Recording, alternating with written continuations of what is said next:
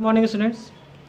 Now I start our today's class in subject of political science, and as you know we learned the chapter constitution how and why, and in previous classes we mostly learn to why the constitution is necessary, and all the points I think the whole points you will clearly understand.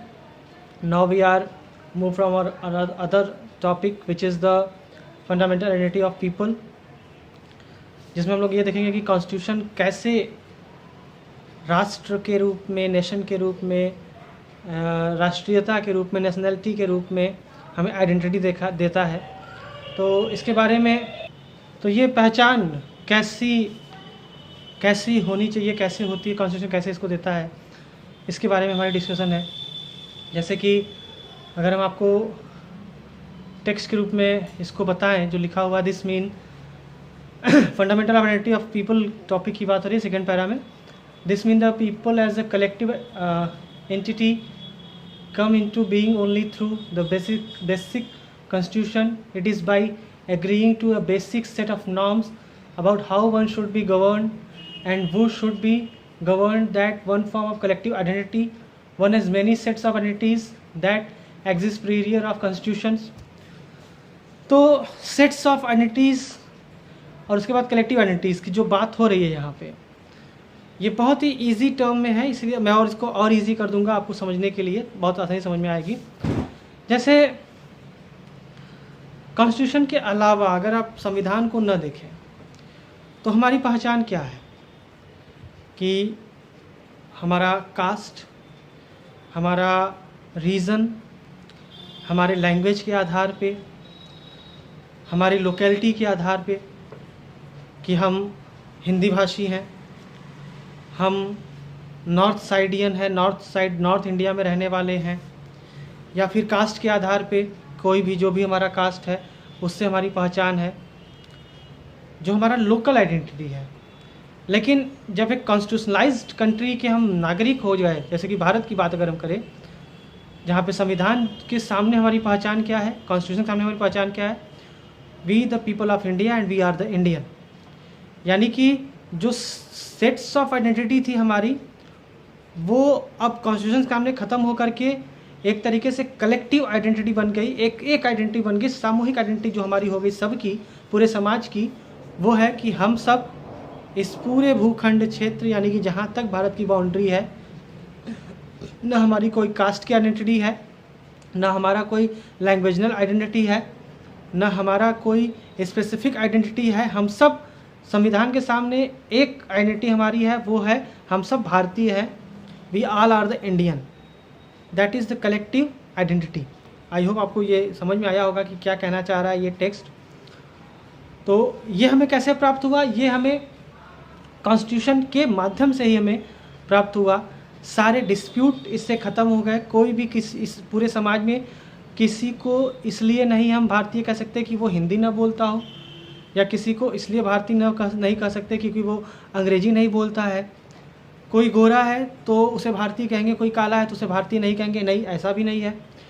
सिर्फ एक बात कि जो इस पूरे constitution boundary जो हमारी है, भारत देश जो है, इस पूरी भारत की बाउंड्री के अंदर अगर वो पैदा हुआ है, वो चाहे जैसा है, वो भारत का नागरिक है।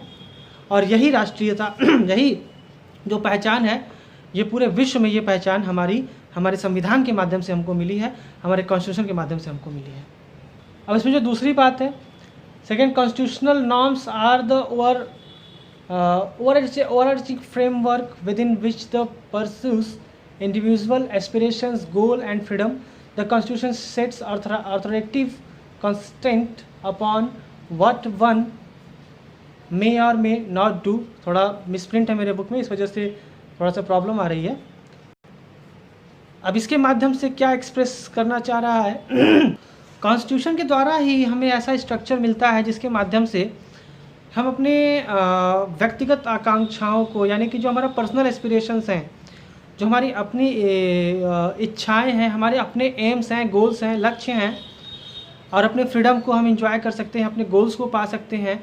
ऐसा स्ट्रक्चर हमें कॉन्स्टिट्यूशन प्रोवाइड करवाता है। कैसे करवाता है, जैसे कि आप देखिए, संविधान के द्वारा ही एक देश का जो एक हम कह सकते हैं कि देश में जो व्यवस्थाएं चलती हैं वो संवैधानिक रूप से व्यवस्थाएं चलती हैं, चाहे वो एजुकेशन पॉलिसी हो, हेल्थ पॉलिसी हो, बिजनेस सेक्टर्स हो, इन सारी जगहों पे एक नॉर्म सेट किए हुए हैं कि हमें क्या करना है और क्या नहीं करना है। और ये हमें इसी जो सेट्स ऑफ नॉर्म्स हैं या जो रूल्स हैं, इसी रूल्स में हमें ये अपॉर्चुनिटी मिलती है कि कहीं पे भी इन इंस्टीट्यूशंस में किसी भी प्रकार की पार्शियलिटी नहीं होगी। हमारी जो योग्यता होगी उस योग्यता के आधार पे, उस परफॉर्मेंस के आधार पे हम अपने एम्स को, जितना भी हमारा परफॉर्मेंस हो, जितना भी हमारी योग्यता हो, उसी के अनुसार हम अपने एम को, लक्ष्य को प्राप्त कर पाएंगे। और अगर योग्यता या परफॉर्मेंस हमारा वीक है तो उससे पीछे रह जाएंगे, उससे कम छोटे एम को प्राप्त कर पाएंगे, लक्ष्य को प्राप्त कर पाएंगे। फॉर एग्जांपल, हमें आईएएस बनना है, हमें सिविल सर्विस में जाना है, तो हमें संविधान के द्वारा प्रदत्त जो स्ट्रक्चर है उसी स्ट्रक्चर में, यानी कि संघ लोक सेवा आयोग द्वारा जो परीक्षा आयोजित कराई जाती है, उसके बाद संघ लोक सेवा आयोग द्वारा जो हमें सिलेबस प्रोवाइड करवाया जाता है, उस सिलेबस को पढ़ करके उस परीक्षा में बैठते हैं और जो हमारा परफॉर्मेंस रहता है उस परफॉर्मेंस के आधार पे हमें अंक मिलता है। अगर हम बहुत अच्छा परफॉर्मेंस देते हैं तो हमें आगे के लिए बुलाया जाता है, इंटरव्यू तक हम जाते हैं और क्वालिफाइड करते हैं और फिर एक सिविल सर्विस के रूप में अपने लक्ष्य को प्राप्त करते हैं। इसी प्रकार से अगर हमें किसी प्राइवेट सेक्टर में हमें अगर अभिनेता बनने जाना है तो जिन जगहों पे यह कार्य किया जाता है उन जगहों पे जा कर के उनके नॉर्म्स को, वहाँ पे भी नॉर्म्स हैं, वहाँ पे भी जो अगर भले वो प्राइवेट सेक्टर है लेकिन वहाँ पे भी फिल्म प्रमाणन बोर्ड लगा हुआ है, सेंसर बोर्ड है, उन सारे नॉर्म्स को फॉलो करते हुए हम अपने स्किल्स को दिखाते हैं। और जैसे हमारी स्किल, जैसा हमारा परफॉर्मेंस रहता है उस परफॉर्मेंस और स्किल के